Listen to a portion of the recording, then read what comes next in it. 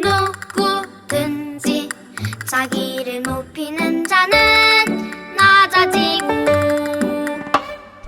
누구든지 자기를 낮추는 자는 높아지리라.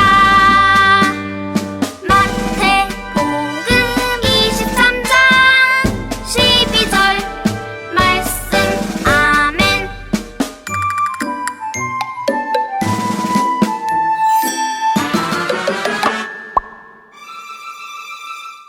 누구든지 자기를 높이는 자는 낮아지고 누구든지 자기를 낮추는 자는 높아지리라. 마태복음 23장 12절 말씀. 아멘.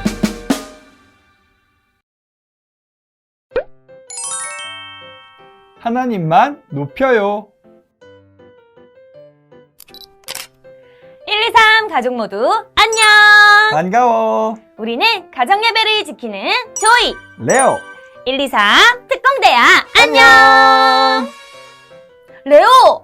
이게 뭐야? 어때? 멋지지?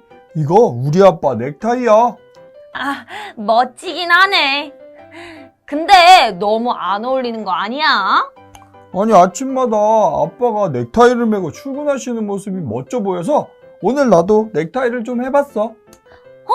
그럼 아빠는? 아빠가 넥타이를 찾으시면 어쩌려고? 뭐 그럴지도 몰라. 하지만 괜찮아. 아빠는 넥타이가 많으시니까 하나쯤은 몰래 가져와도 모르실걸? 레오야, 레오, 어디 있니? 아빠 넥타이 봤니? 레오, 너 벌써 아빠한테 딱 걸렸는데?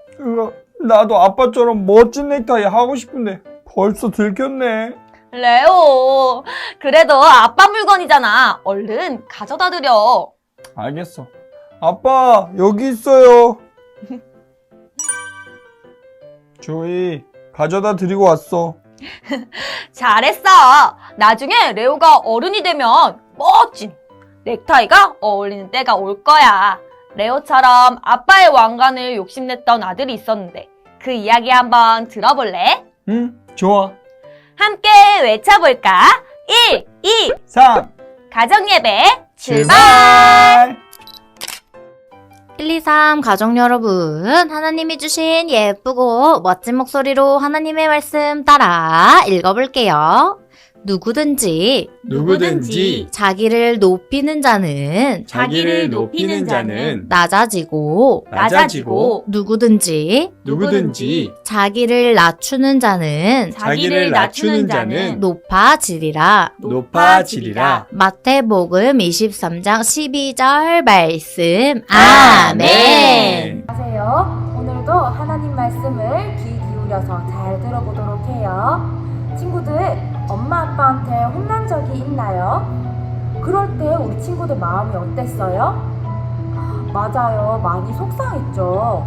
하지만 부모님이 우리를 혼내시는 것은 혼내기만 하려는 의도가 아니에요. 우리 친구들이 엇나가지 않도록 올바르게 자랄 수 있도록 도와주시는 거예요. 이것처럼 오늘 다윗과 압살롬의 이야기를 통해서 하나님의 백성은 어떻게 살아야 하는지 우리가 알아볼 거예요. 한번 들어보도록 해요. 압살롬의 반역이 시작되고 압살롬이 많은 군사들과 움직였어요. 그렇기 때문에 다윗은 자신의 신하들과 멀리 도망갔어야 했어요. 하지만 이제 다윗은 하나님이 주신 왕위를 지키기 위해서 아들 압살롬을 상대해야만 했어요. 다윗은 요압과 아비새와 이때에게 군대를 맡기고 전쟁을 이끌도록 했어요. 다윗은 전쟁을 잘했던 사람이고 그에게는 용감한 군사들이 있었기 때문에 이길 자신이 있었어요. 하지만 한편으로는 사랑하는 아들 압살롬이 너무나 걱정됐어요. 그래서 다윗은 요압과 아비새 이때를 불러 이렇게 말했어요. 만일 전쟁 중에 압살롬을 만나게 된다면 나를 봐서라도 어린 압살롬을 쓰러뜨리지 말고 너그럽게 대해주어라. 그 자리에 있던 모든 백성이 이 다윗의 말을 들었어요. 이제 전쟁이 시작됐어요. 다윗의 백성들이 이스라엘 백성을 치러 갔어요. 2만 명이나 되는 압살롬의 군사들이 목숨을 잃었고 나머지 목숨을 건진 사람들은 도망치기 시작했어요. 이때 압살롬도 노새를 타고 허겁지겁 숲을 속으로 도망쳤죠. 압살롬이 노새를 타고 달리다가 그만 머리카락이 상수리 나무에 걸리고 말았어요. 압살롬의 노새는 압살롬을 두고 그 사이를 빠져나가 버렸어요. 그렇게 압살롬은 공중에 대롱대롱 매달려서 꼼짝하지 못하는 상태가 되었어요. 다윗의 군사들은 압살롬을 살려두라는 다윗의 명령을 기억해서 죽이지 않았어요. 하지만 그때 다윗의 군대 장관이었던 요압이 나타났어요. 요압은 창을 꺼내 들어서 압살롬을 찔렀어요. 요압은 다윗에게 충성스러운 사람이었지만 압살롬이 더는 왕의 자리를 넘볼 수 없도록 압살롬을 쓰러뜨리는 것이 다윗 앞에서도 함께 싸운 백성들 앞에서도 옳다고 생각했어요. 그렇게 젊은 압살롬은 생명을 잃고 말았어요. 친구들, 다윗은 전쟁에서 승리했지만 기뻐하지 않았어요. 왜냐하면 사랑하는 아들 압살롬이 죽었기 때문이에요. 압살롬이 반역을 했지만 다윗은 자신의 아들이 또 죽기를 바라진 않았어요. 압살롬은 백성들을 속이면서 마음을 빼앗았던 사람이었죠.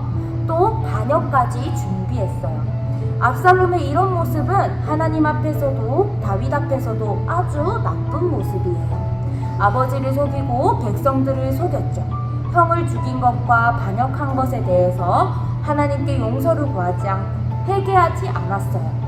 그런데 동시에 다윗을 향한 하나님의 심판이기도 해요. 하나님께서 심판하시는 것만 생각하면 무서운 느낌이 커요. 도대체 이런 다윗의 이야기를 통해서 하나님은 우리에게 하나님의 뜻을 어떻게 보여주시는 걸까요? 하나님은 다윗이 다 벌받도록 내버려 두시는 걸까요? 그렇지 않아요. 오히려 다윗이 선택한 죄의 결과가 어떤지 이 이야기들을 통해서 보여주고 계세요. 하나님의 백성이 죄를 가까이 하면 어떻게 되는지 보게 하시고 깨닫게 해주세요. 그리고 잘못을 돌아보게 하신 후에 우리를 품으시는 은혜를 베풀어 주세요. 하나님은 다윗을 돌아보게 하실 뿐만 아니라 다윗을 용서하셨어요. 그래서 밧세바와 낳은 두 번째 아들인 솔로몬을 사랑하셨죠. 이렇게 하나님은 다윗의 가정에 심판도 하셨지만 사랑과 은혜까지 허락하셨어요. 그런데 우리는 죄를 짓는 실수를 하더라도 죄에 대한 두려움 없이는 살아서 안 돼요. 죄는 하나님과 멀어지게 하거든요. 또 반대로 죄에 대한 두려움에만 사로잡혀서 하나님이 주시는 은혜를 잊어버려서도 안 돼요. 이렇게 산다면 나를 대신해서 나의 죄를 지고 죽으신 예수님의 희생이 물거품이 되기 때문이에요. 우리는 이 두 가지를 모두 기억해야 돼요. 우리는 죄를 멀리해야 하지만 또 그러다가 죄를 짓는다면 곧바로 하나님 앞에 진심으로 용서를 구하고 회개해야 돼요. 하나님께 돌아가야 돼요. 하나님의 자녀인 우리는 하나님만 의지해야 돼요. 친구들, 다윗 이야기를 통해서 나를 죄짓도록 내버려두지 않으시는 하나님께 감사하며 살아가기를 바랍니다. 또 하나님을 의지하게 하시는 그 은혜를 기억하면서 여러분의 삶을 통해서 하나님만 높임받으시기를 소망합니다. 하나님 높여드릴 때 우리 친구들에게 큰 기쁨이 있을 줄 믿습니다. 압살롬은 아빠의 왕자리를 욕심냈구나. 응, 하나님이 세우신 왕자리를 자기가 차지하려고 해서 결국 벌을 받았지. 레오도 앞으로 아빠 물건을 욕심내지 않아야겠어. 나도 가끔 엄마 구두를 신고 또각또각 걷고 싶었는데 이제 안 그래야겠어. 그래. 그럼 오늘의 미션을 시작해볼까? 좋아! 오늘의 미션 주세요. 야! 오늘의 미션은 욕심을 날려요예요. 색종이에 내가 욕심내는 것을 그려요. 저는 장난감을 더 많이 갖고 싶어요. 저는 간식을 또 먹고 싶어요. 이제 색종이로 비행기를 접고 욕심을 버리는 마음으로 멀리 날려요. 지금부터 시작! 기다리고 기다리던 펀펀 타임! 오늘의 펀펀 타임은 왕관을 세어라예요. 왕관이 몇 개가 지나가는지 눈 크게 뜨고 세어보세요. 셋, 둘, 하나, 시작!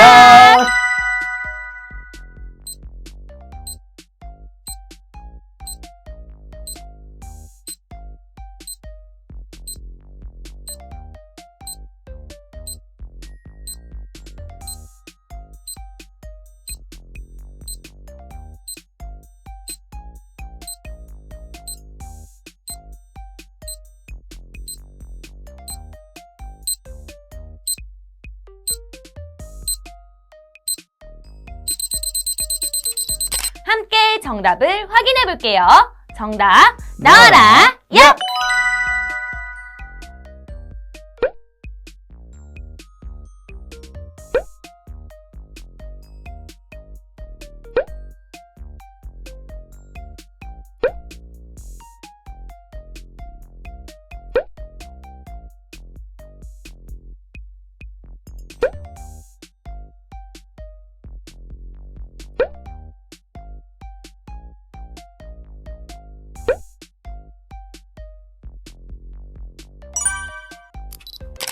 조이와 레오는 가정예배가 시작되는 날 돌아올게요. 하나님을 1등으로 높이는 한 주간 보내고 다시 만나요. 그럼 모두들 안녕!